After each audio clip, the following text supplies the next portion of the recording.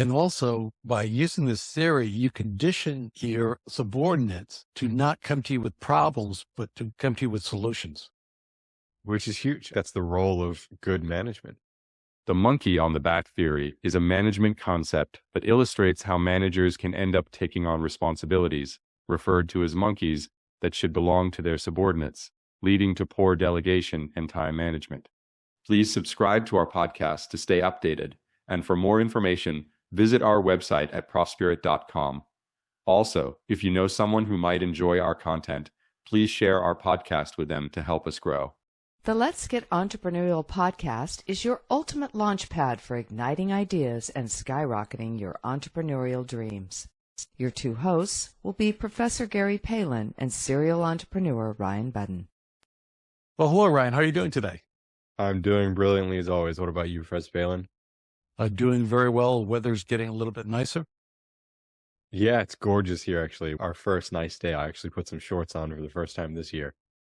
Right. Today, we're going to discuss a theory that's not very widely known, but I think is a very important one to understand. And it can have tremendous impact on your company, specifically along the line of management. And it's called monkey on the back theory. It's a metaphor that describes how managers take on problems or tasks. The problems of tasks being the monkeys, and they take them on for themselves when they should belong to their subordinates. I have to ask before we get too far into this, are you the creator of this theory? Because if not, I have credited you for this to dozens, if not hundreds of people. No, actually, the origins of it are two gentlemen, William Ontken and Donald Wallace, and they popularized it through an article in the Harvard Business Review. Well, I owe both of them an apology because I love the theory and I find myself talking about it quite often. You have gotten credit for that man, when did I graduate college? A long time ago. You've gotten credit for it since then. I've always been very careful to make sure you get credit for it. Now learned that that's wrong. It's really a delegation theory. The visual is really strong because you can picture the monkey jumping on your back. The theory is when the monkey jumps on your back, specifically with subordinates, you can do it in other areas. Don't try this with your wife, you'll get in trouble. The idea is when they come into your office and they'll say, Ryan, I've identified a problem and it needs to be resolved. It could have an impact. So bang, the problem jumps on your back. And if you say, okay, I'll take care of it, then you own the monkey. The subordinate walks out, happy as a lark, they're done. Whereas the theory is put the monkey back on their back. You can visualize the monkey going back on their back. So you can ask them specific questions. What do you think the next step should be to resolve this?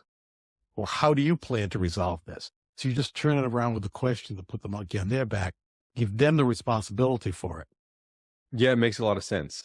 I often find myself in the shoes of being the one refusing the monkey, if you will. Having to take the presence to understand this person presenting their problem is trying to give you the monkey. And if I keep that in mind, I can realize that it's actually a choice to take that monkey. Am I best suited to take it and solve it? Or is the best course of action to rephrase it, which is refusing the monkey? That's the first thing I look at is how important and how critical is this monkey? And if it's something that's catastrophic and I'm the best person to take it, I'll leave the monkey on my back. But 95% of the time, that's not the case. Yeah, a vast majority of the time, if you go into it with this mentality, you are not best suited to take it. And also, by using this theory, you condition your subordinates to not come to you with problems, but to come to you with solutions. Which is huge. That's the role of good management. Let's flip this. Let's talk about from the employee perspective. If they walk into their boss's office and say, hey, I've identified a problem, and they're thinking, I've done a good thing.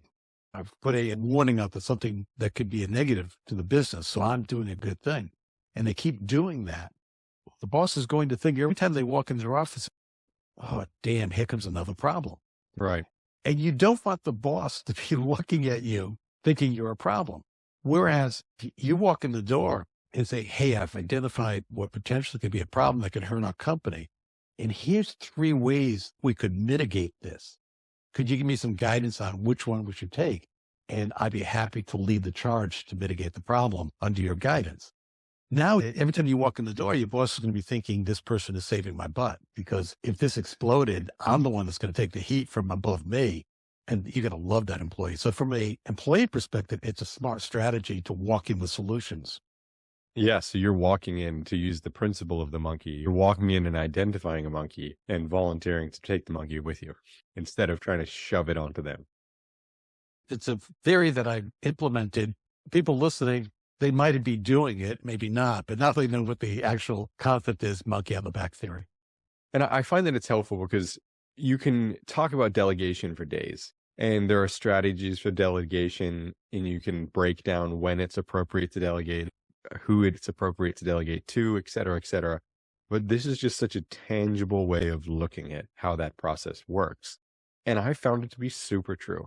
There's no better feeling, even for me, of identifying a problem, being like, I want to deal with this, telling someone else about it, and just letting it be their problem, walking away.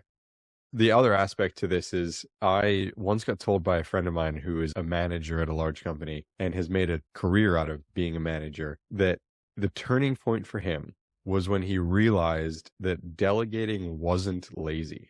We've discussed this a lot since then. I think it's really interesting because initially when you get into management, so if someone's struggling with the concept of not taking the monkey, delegating everything seems lazy. It seems like you're not actually doing any work. You're just making everyone else do the work.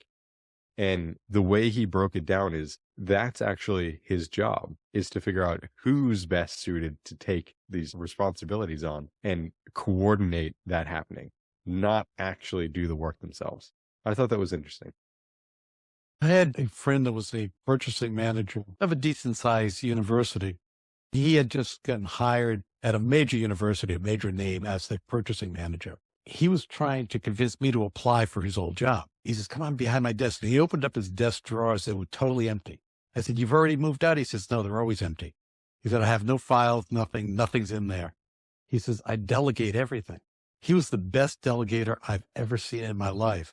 He had the most efficient department among any department I've ever seen at a university. It ran like clockwork. What he would do is he would delegate and provide the authority, the resources. He would empower all of his staff to do this work. When it came down for reviews, he would promote the heck out of them. He would fight for them. He would give them credit for everything. His boss knew that these people were very valuable to the university. He would encourage their promotion. So he would encourage and help their careers advance. They loved him. And then when the next person came in, he would be doing the same thing. And then he became known as a developer of talent. It was amazing to watch. I was flabbergasted. From a startup perspective or an entrepreneurial venture, I wouldn't necessarily go to those extremes. Right. But it can show you the power of what you can do. And being a developer of talent is very important. Without a doubt, ultimately, you have to have those individuals in your organization to keep growing. I have a history also of bringing in young talent, and I delegate quite a bit, develop them and nurture them and guide them. So they're growing, which is an advantage to them. But very often with the understanding that I'm going to ultimately lose them, I encourage them to leave me, and I encourage them to go to bigger and better things. And I'll bring on the next young talent and do this.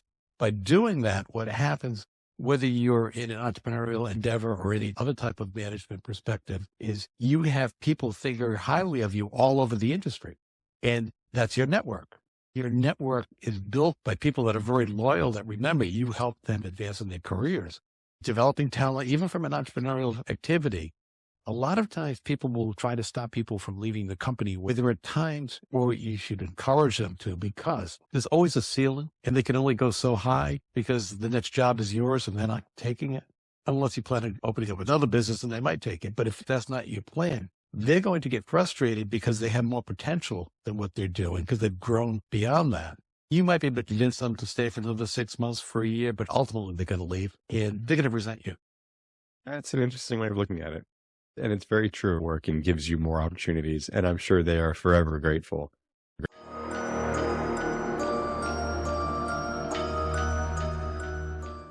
Ryan, can you believe it? The Let's Get Entrepreneurial podcast is now listened to in 100 countries. That's incredible. A huge shout out to our listeners worldwide. You guys are amazing. To celebrate this milestone, we're offering an exclusive 50% off the Janus Entrepreneurial Assessment, but only for a limited time. That's right. If you've ever wanted to gain deep insights into your entrepreneurial tendencies, now's the perfect chance to do it at half the price. The Janus Entrepreneurial Assessment is a pioneering tool that delves into 7 essential dimensions of entrepreneurial tendencies. Whether you're an aspiring entrepreneur or looking to amplify your value in any other environment, this assessment will provide you with invaluable insights. Don't wait. Visit Prosperity.com today to claim your 50% discount and unlock your entrepreneurial potential today. Use promotion code JEA100 to secure this temporary discount. And of course, keep listening, keep innovating, and let's keep growing this entrepreneurial movement together. Delegating is a very, very positive perspective in my mind. There are a few reasons specifically, I know we've touched on them, but it enhances the efficiency and productivity of your staff. It empowers the team members. It improves your decision-making and their decision-making. You increase job satisfaction and motivation. It fosters a collaborative work culture, and it enables you to scale because you have more people working on more areas with greater skills, and you can expand and you scale your venture. That makes a lot of sense. I don't know why you want to do it. Because people love to micromanage. I think that's why. Also, I think there's a fear of letting go, like letting someone else complete a task. I've been guilty of that before, definitely. I think I can do it better or faster. Hopefully I don't do it anymore, but I have been guilty of not allowing someone the opportunity to develop the skills to do it as well or even better than me. Then what happens, you become overwhelmed with work. It's not good time management. If you're doing it all, you're just going to be flooded with work. You could easily be having various tasks and issues addressed by people working within your company. And then you can move on to higher level thinking and strategic planning. And that's the goal. You should be focused on the business, not in the business. You mentioned micromanagement. You want to be careful of falling into that trap because it is a trap.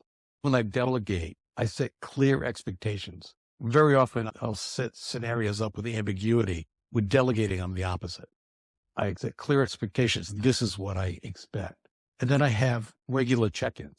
Depending on the scenario, it might be we'll meet once a week, we'll meet once a month. But you want to have regular check-ins so that the subordinates can communicate and they can seek your guidance. I use SMART goals, and people are familiar with SMART goals. They're specific, measurable, achievable, relevant, and time-bound. I also provide the necessary resources to achieve whatever they're asking, because that's frustrating when you're trying to accomplish something, you don't have the resources. And I provide feedback and development with those that I'm delegating to. So those are steps that you should take if you want to embrace this theory. Another great one is the follow-up. I mean, how many times have you been delegated to, and then you never hear about that thing again? And that can be frustrating or overwhelming at times. So making sure after you've had clear instructions and delegated that there's some sort of follow-up or check-in to make sure that it has been completed. Never hearing from it again, my mind immediately went to committee meetings at universities. Shouting into the darkness. Yeah, full time a committee meeting. Are there any other final thoughts you have on the monkey in the back theory? It's just another great visualization of something that we should be focused on to build our companies. It's one that's served me very well throughout the years. My final thought would be to encourage all of our listeners, try it. Just try it in one scenario, see how it works out for you. Because there's really no harm that's going to take effect unless you show something a major issue. But if you do it, say, for a week, see what happens. And you might find that your inbox gets much smaller. Your volume of work starts to dissipate. There's positive benefits from it. So give it a shot. Absolutely. Well, let's get entrepreneurial. Let's get entrepreneurial. We extend our gratitude for your presence and attention. Check out profspirit.com to discover resources and courses designed specifically for innovators like you. Stay on the cutting edge by following us on Spotify, Apple Podcast, YouTube, and other platforms as it is released. Until then, keep the entrepreneurial flame burning.